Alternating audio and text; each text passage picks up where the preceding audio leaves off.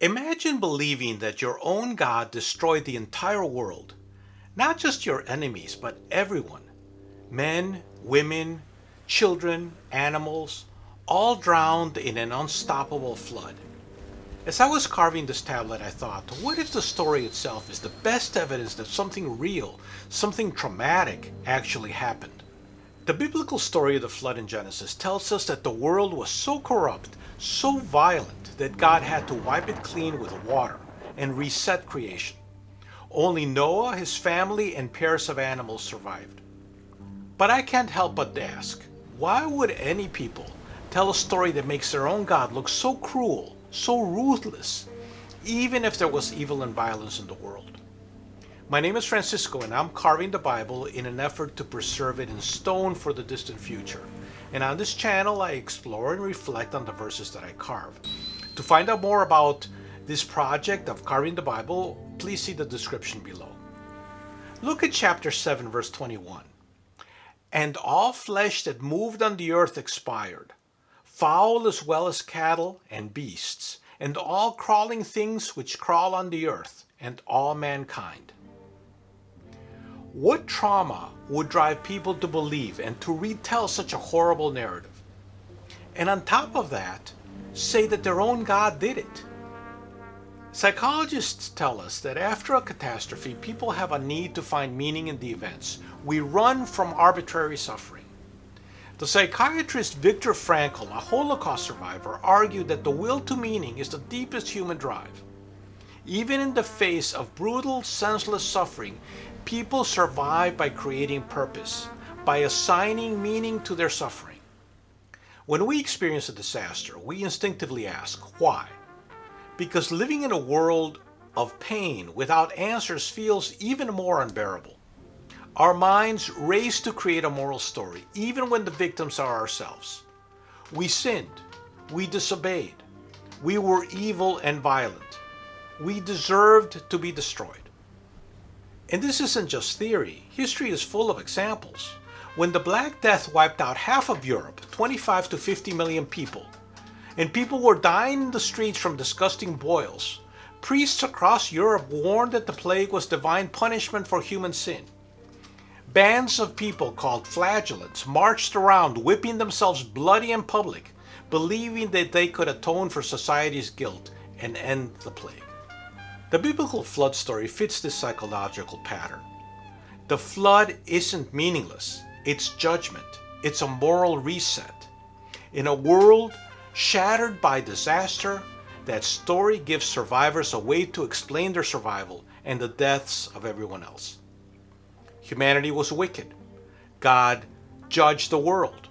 Noah found favor and was saved. It addresses our anxiety about chaos and meaninglessness. It reaffirms moral order, and it gives hope for a new start. But for context, I'll read the verses I'm carving on today's tablet.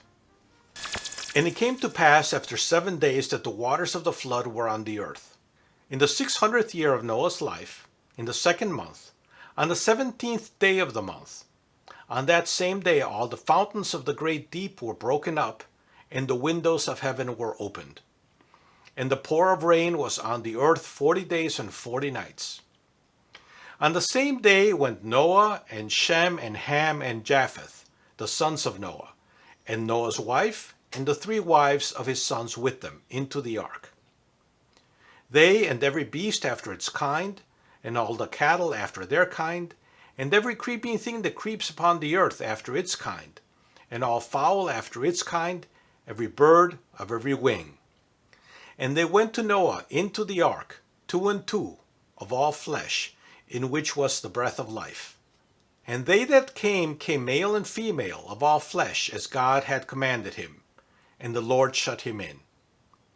And the flood was 40 days on the earth, and the waters increased and bore up the ark, and it was lifted up above the earth.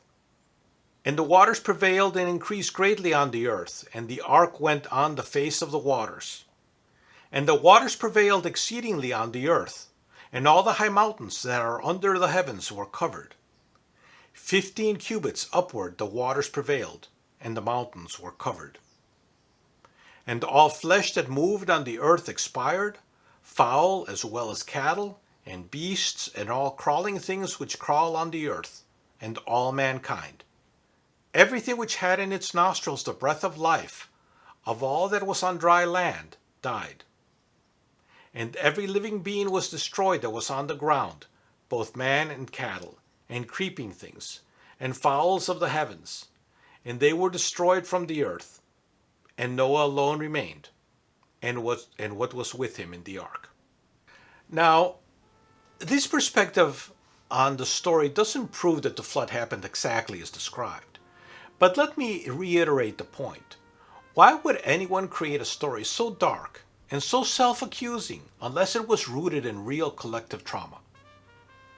There are clues. Flood myths exist all over the ancient world. In Mesopotamia, earlier stories like Gilgamesh and Atrahasis tell of divine floods sent to punish humanity. Archaeological layers in ancient cities like Shuruppak, in what is today now southern Iraq, show signs of massive floods around the year 2900 BCE. Something terrible happened. Not a flood that drowned the whole planet, but something that felt to those who lived through it like the end of the world. And when survivors tried to make sense of that horror, they told a story that's both powerful and painful, that we still remember to this day. I don't think that the biblical flood is a myth. I think it's a memory of disaster, transfiguring meaninglessness into meaning. A story where chaos becomes justice and destruction transforms into a new beginning. And where even in the face of frightful loss, we as people refuse to succumb to nihilism. We refuse to stop searching for purpose and meaning, even as we scramble in the ruins.